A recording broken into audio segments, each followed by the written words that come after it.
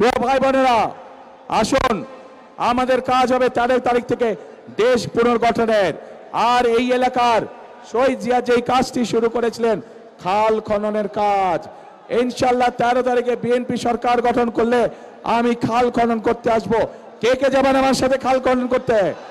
ইনশাল্লাহ আমরা 13 তারিখ থেকে ইনশাল্লাহ খাল খনন কর্মসূচি শুরু করব।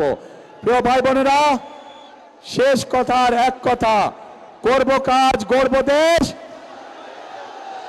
করব কাজ সবার আগে বাংলাদেশ।